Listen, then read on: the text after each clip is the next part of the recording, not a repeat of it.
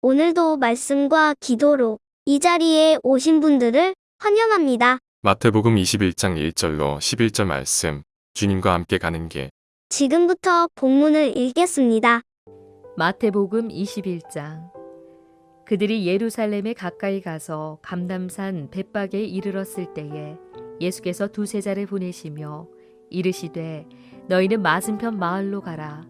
그리하면 곧 매인 나귀와 나귀 새끼가 함께 있는 것을 보리니 풀어 내게로 끌고 오라.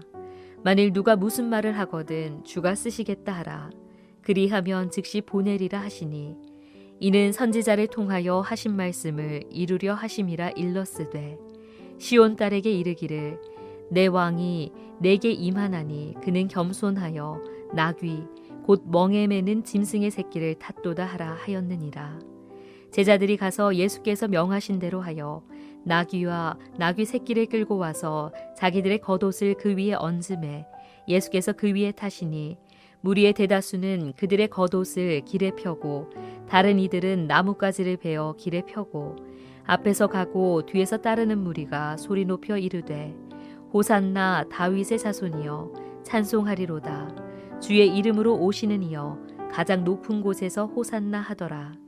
예수께서 예루살렘에 들어가시니 온 성이 소동하여 이르되 이는 누구냐 하거늘 무리가 이르되 갈릴리 나사렛에서 나온 선지자 예수라 하니라. 본문 전체 이해와 본문 해석입니다. 고난 주간 첫째 날입니다. 오늘 함께 나눌 본문은 종려주일에 자주 듣게 되는 말씀입니다. 예수님께서 십자가를 지시려고 예루살렘 성에 들어가실 때 모습입니다. 그때 예수님께서 나귀를 가져오게 하셨고 그 나귀를 타고 입성하실 때 예루살렘 성에 있는 많은 사람들이 호산나를 외치는 일이 일어났습니다. 물론 이 큰 소리는 닷새 후에는 십자가에 못 박으라는 소리로 바뀌고 맙니다. 환영과 외침의 현장이 기록된 본문 말씀을 살펴보겠습니다. 첫 번째 문단은 1절부터 6절까지의 말씀입니다. 주님이 쓰시겠다고 하실 때 예수님께서는 이미 여러 차례 예루살렘을 방문하셨습니다. 처음으로 베드로와 안드레를 만나신 곳도 예루살렘입니다. 빌립과 나다나엘을 만나신 곳도 예루살렘입니다. 더 어릴 때 예루살렘 성전에서 거기 있는 학자들과 여러 논쟁을 하시고 성전을 내 아버지의 집이라 말씀하신 일도 있었습니다. 하지만 그때 예루살렘 성을 방문할 때와 오늘 본문에서 예루살렘을 방문할 때의 분위기는 너무도 다릅니다. 오늘 본문의 예루살렘 입성은 십자가 지고 죽으시려고 입성하신 것이며 이 사실을 알게 된 제자들이 만류했던 일이었습니다. 그럼에도 주님께서 가실 것을 분명하게 밝혔을 때 제자들이 우리도 죽으러 가자며 나섰던 길이었습니다. 그런데 주님께서 입성 바로 전에 제자 두 사람에게 일을 맡기십니다. 마을 입구에 가면 나귀와 나귀 새끼가 매어 있을 텐데 풀어서 끌러오라는 말씀이었으며 그때 나귀의 주인이 왜 나귀를 끌고 가느냐고 물으면 주가 쓰시겠다고 하라 말씀하십니다. 성경은 나귀 주인과 예수님 사이에 사전에 어떤 조율이 있었는지는 밝히지 않습니다. 또 제자들은 자신들의 주가 되시는 분이 예수님이심을 충분히 밝혔을 것입니다. 그러나 성경은 그런 일들에 대한 소상한 설명보다 그 나귀를 주님이 쓰겠다고 전하셨음에 주목합니다. 그리고 성경은 예수님께서 나귀를 선택하시고 그 나귀를 타고 입성하신 것은 스가랴의 말씀 성취 때문이라고 밝힙니다. 또 이 사건은 모든 만물의 주인이신 예수님께서 뜻에 따라 무엇이든지 사용하실 수 있는 분인 것을 가르칩니다. 그리고 주님을 모시고 예루살렘 성 입성에 사용된 나귀와 같이 주님께서 우리를 사용하시겠다고 하실 때 우리 자신을 감사함으로 내어놓게 됩니다. 주님이 우리를 사용하실 때 우리는 가장 빛나는 인생의 순간을 맞이하게 됩니다.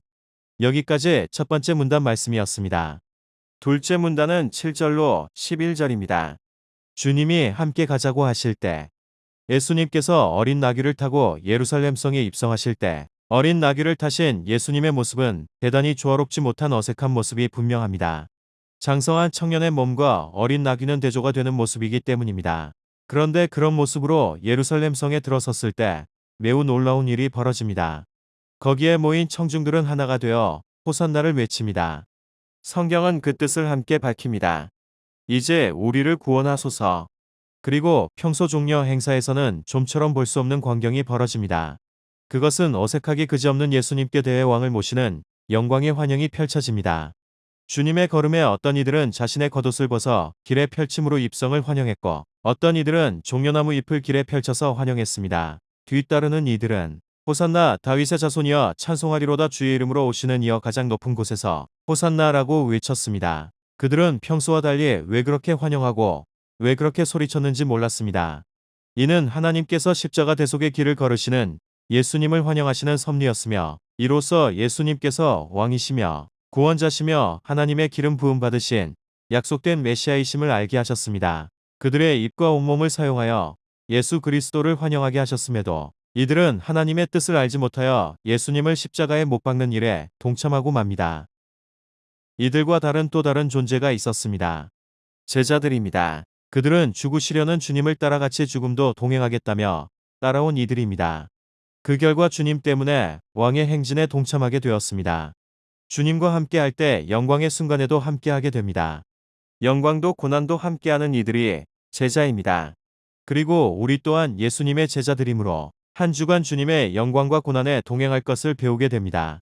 주님을 더 깊이 묵상하는 한 주간 되기를 원합니다. 여기까지 본문 말씀이었습니다. 말씀을 따라 기도하며 결단해 봅시다. 첫 번째 기도 제목은 순종에 대한 기도입니다.